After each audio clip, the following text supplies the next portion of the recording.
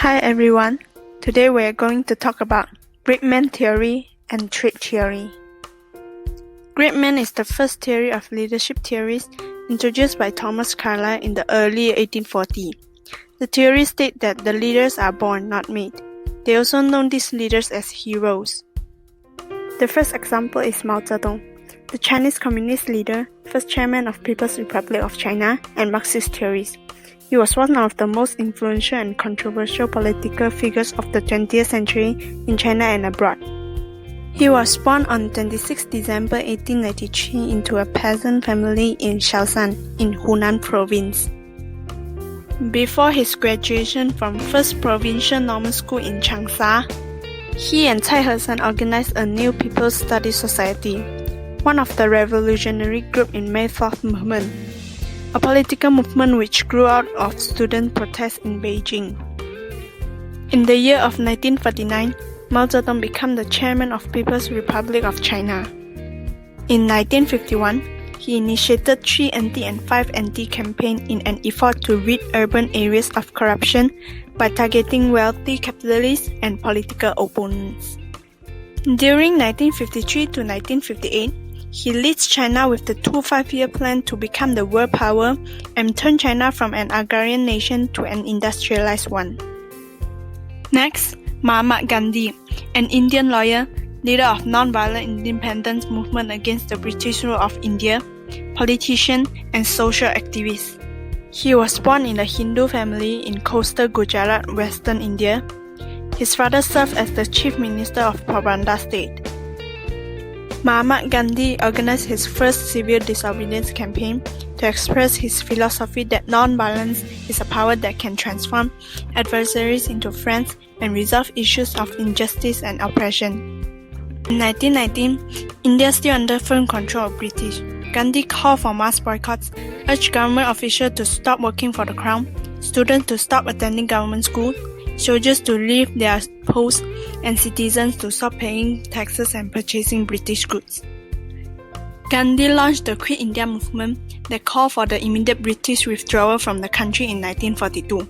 His belief that India could not be party to a war and being fought for democratic freedom, while that freedom was denied to India itself.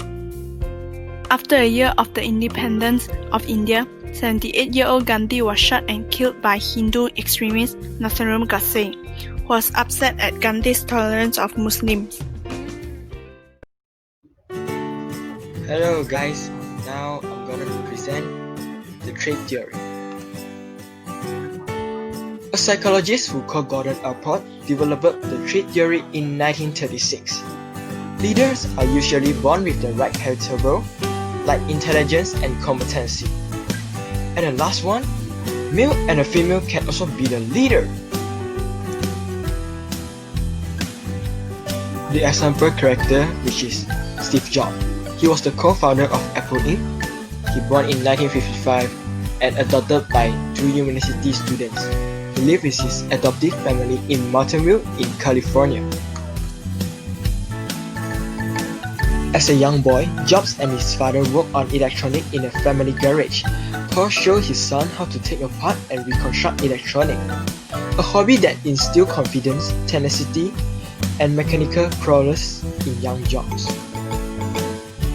While Jobs was always an intelligent and innovative thinker, he scored his tests so well. However, the school wanted to skip him ahead to high school, but his parents refused to do that. In 1976, when Jobs was just 21, he and Wozniak started Apple Computer in the Jobs family garage. Jobs and Wozniak are credited with upgrading the computer industry with Apple by normalizing the technology and making machines smaller and cheaper. The first leadership trait of Steve Jobs, which is hire and develop the best. He said that one of his great responsibilities in Apple was hiring people. The second leadership trait of Steve Jobs is focus and clear vision. For focus, Steve Jobs' only focus was on making Apple great and better. His ability to focus on getting fewer projects done helped Apple to the successful brand it today. for clear vision, Steve Jobs wasn't looking for what already been done. He had a totally different mindset from the others. He found what the customer needed before they asked for it. Everybody knows that Steve Jobs was a highly confident person. He just showcased just how important this was his own effort with his own product. One of the most famous stories involving his confidence is when he wanted a special type of glass for the front of the iPhone and he wanted it quick. When an employee told him it was impossible, Jobs simply said that, "Yes, you can do it, you can deliver, don't be afraid." Thanks for watching guys, thank you.